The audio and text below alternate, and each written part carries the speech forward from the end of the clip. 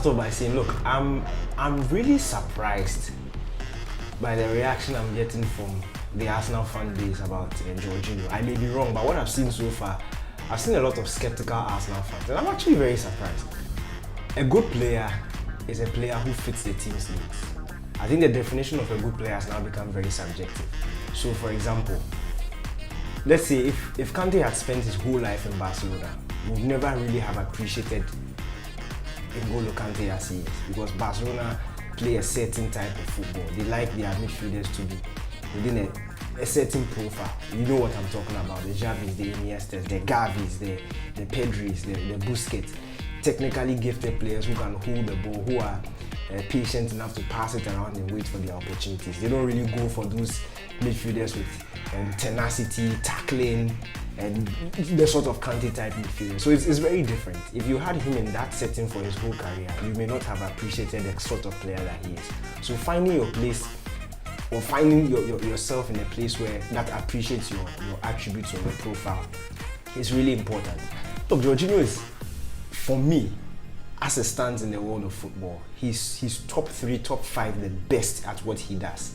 When it comes to deep line playmakers whose jobs are to keep possession, dictate play, I don't think there's anybody very few players do it better than him. Let me give you an example. If you look at Rodri's role at Manchester City and you look at Kevin De Bruyne's role, Rodri's role isn't to create chances. Rodri's role is to set the tempo, dictate play, keep possession, make sure that the ball is consistently being recycled. The tempo of the game is dictated by him, and the creativity goes to Kevin De Bruyne, and the guys have to talk. So when you look at Rodri's numbers, you don't expect to be seeing assists numbers being high, chances created being high, and that is because he's playing within a system that appreciates his style and a system that is suited to his style. I feel like one of the main reasons why most football fans haven't appreciated Jorginho, especially during his time in England, because most people didn't watch him at Napoli.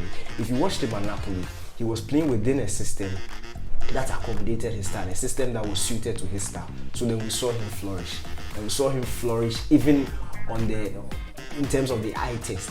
But when he came to Chelsea, apart from Sarri's period, and let's say Tuchel, who managed to use him in a certain way that to bring out his best, he's not really had a manager that plays that style of football. When I say that style of football, I'm talking about that possession-based style of football. Chelsea don't play that. So that's when I understand Chelsea fans when they get frustrated when he's passing the ball sideways, whilst he's not passing the ball forward. But the fundamental truth is that his job isn't to do that.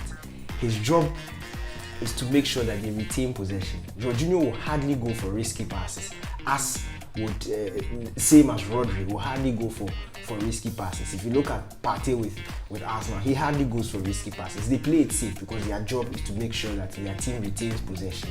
They have the ball, dictate the tempo. But the difference between Rodri and Partey, and the reason why we sort of appreciate their style and we appreciate what they do, is because they are playing within that system that brings out the best in them. Jorginho doesn't have that. But if you compare his numbers to Rodri and to Partey, and because he's going to Arsenal, let me do that to Partey, he actually has a better forward passing percentage per 90 than Partey. He's winning more tackles, he's making more interceptions. So in the role, in its purest form, he's actually performing better in terms of individual numbers and what the role requires. He's doing it better. But Partey is getting that extra appreciation because Partey is doing it within a system that appreciates his style, if you get what I'm saying.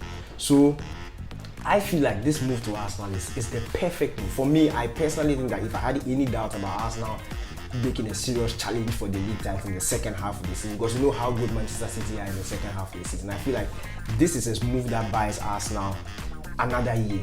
The last 2 summer transfer windows, we've been talking about Arsenal needing to get a replacement for Partey. In Jorginho, they don't have a replacement for Partey. It is not a replacement in the word. I feel like it is another option, and it's a world-class option. Now they can look.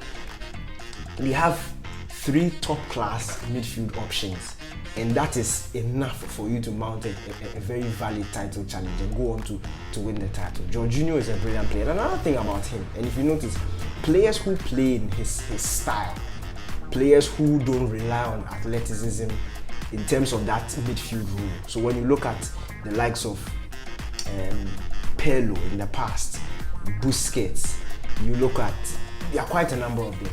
These guys play for a very long time. Michael Carrick, these guys play for a very long time because they don't need that physicality to be able to thrive. The game is played up here, and the understanding of the role, they get better as the years go on. So they don't need to run around and cover as much space as you have your typical defensive midfielder doing. They don't need to be as physically dominant as your typical defensive midfielder. But because they are so smart and they understand the role and they understand their way around the role, they're able to last for a very long time. So Jorginho is not a player who he's not finished. At 31, he's far from finished. I think he's still at the top of his game. And I understand why, if you go into the details of the deal, you understand why Arteta was pushing for this deal to get over the line. Because Arteta knows exactly what he's getting. With Jorginho, he has another player. Yes, it's just a 1.5 year deal. But he has another player at least for next season. And that postpones their need to get a replacement in quote for Partey. So now they have two top class players in that position. And you also know the versatility of Partey. And now I'm Ghanaian, so I know that the versatility of Partey, he can play as a number 8, he can play as a number 10. European football hasn't necessarily seen that side of him, but he can offer himself in different roles at the top class level.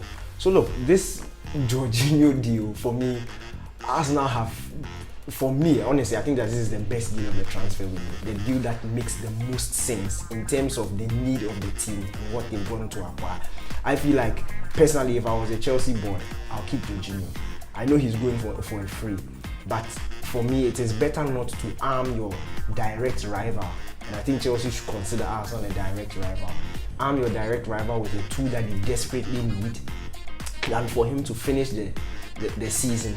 And then by the time, you never know, Arsenal may have gone for different options, and then Jorginho will leave the Premier League because he is that good.